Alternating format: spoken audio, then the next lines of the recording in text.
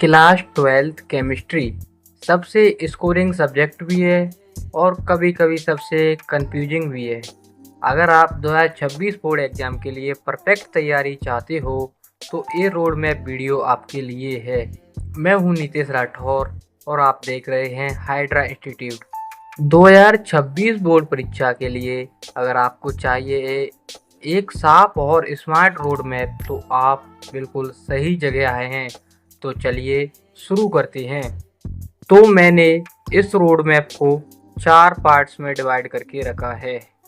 Part 1 syllabus breakdown, part 2 अध्ययन रणनीति, part 3 chapter wise weightage, part 4 practice and sample paper.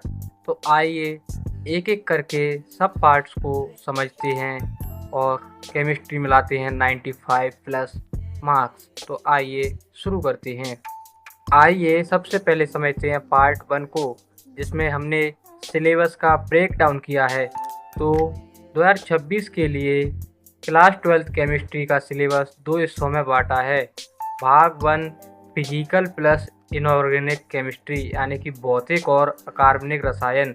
इसमें हमने 8 chapters को लिया है। पहला चैप्टर ठोस अवस्था, दूसरा विलयन, तीसरा वैद्युत रसायन, चौथा रासायनिक बलगतिकी, पांचवा पृष्ठ रसायन, छठवा डी और एफ के ब्लॉक के तत्व, सातवां समन्वय यौगिक, आठवां हेलो एल्किन और हेलो एरीन।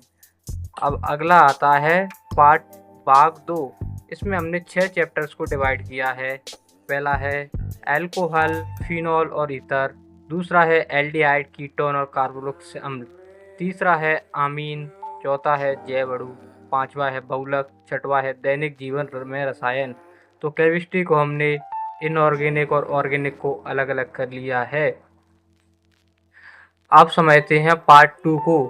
पार्ट 2 में अध्ययन रणनीति को अच्छे से समझते हैं।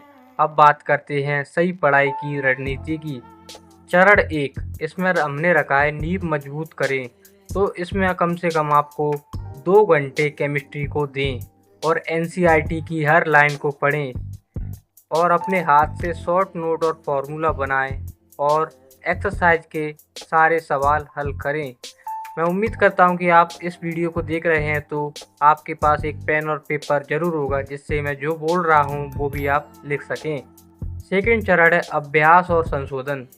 इसमें आपको प्रैक्टिस पर ज़्यादा से ज़्यादा ध्यान देना है, जैसे कि पिछले 5 साल के PYQ क्वेश्चन करें, चैप्टर वाइज टेस्ट दें और बोर्ड के फॉर्मेट में उत्तर लिखने की प्रैक्टिस करें। जैसे को पेपर आता है उसी फॉर्मेट में आपको 3 घंटे का टाइमर लगा के जैसा आप बोर्ड में लिखोगे वैसा आप लिखने की प्रैक्टिस करें। चरण 3 फाइनल रिवीजन। इसमें आपको करना क्या है, कम से कम 10 फुले सिलेबस मॉक टेस्ट दें। कम से कम 10 सिलेबस मॉक टेस्ट जरूर दें।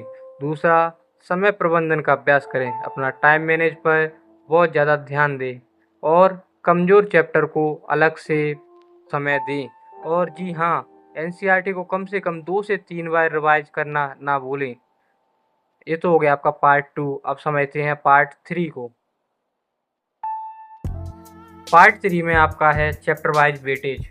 तो क्या होता है कि किसी चैप्टर से आते हैं 10 अंक से ज़्यादा, किसी से आते हैं 6 और 8 का, किसी से आते हैं 3 और 4 का, जिससे कि आप अपनी पढ़ाई को स्मार्ट वे में पढ़ सकें। क्योंकि आपको जिस चैप्टर से ज़्यादा अंक आते हैं उसी से आपको ज़्यादा से ज़्यादा ध्यान देना है। तो ज़्यादा अंक वाले चैप्टर हैं आपके 10 प्लस वाले अंक, जिसमें मैंने चैप्टर नहीं लिखे, मैं आपको बोल रहा हूँ, आपके पास पेन और कॉपी हो आप लिख लें। तो सबसे पहले है 10 प्लस अंक वाले चैप्टर्स वैद्युत रसायन, समन्वय यौगिक, एल्डिहाइड, कीटोन और कार्बोक्सिलिक अम्ल। अगला चैप्टर जैव अणु, जिसमें ये 4 चैप्टर ऐसे हैं जिसमें से आपको 10 प्लस नंबर का क्वेश्चन आएंगे।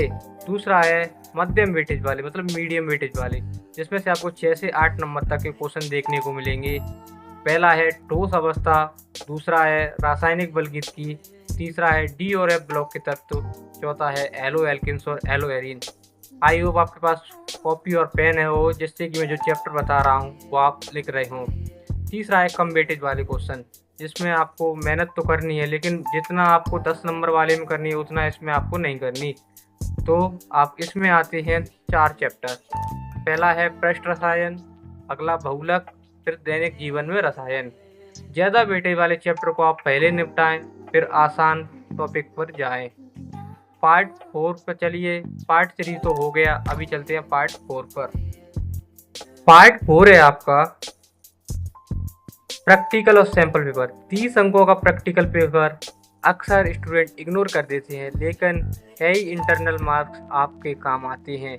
आपको इसमें कुछ ज़रूरी प्रयोग करने होते हैं, जैसे कि अम्ल क्षार का मात्रात्मक विश्लेषण, नंबर 2 लवण की पहचान, नंबर 3 कार्बनिक यौगिक बनना।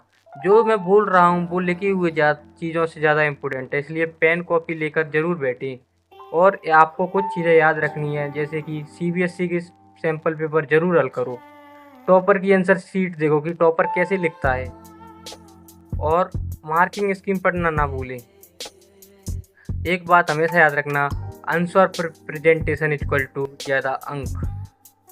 जितना आप आंसर राइटिंग करेंगे उतना ही आपको ज़्यादा अंक मिलेंगे।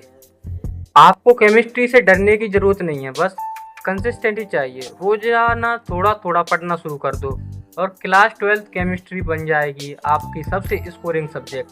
अगर ये वीडियो आपको हेल्पफुल लगी हो तो लाइक ज़रूर करें, दोस्तों के साथ शेयर करें, और ऐसे ही शानदार कंटेंट के लिए हाइडा इंस्टीट्यूट को सब्सक्राइब करना ना भूलें।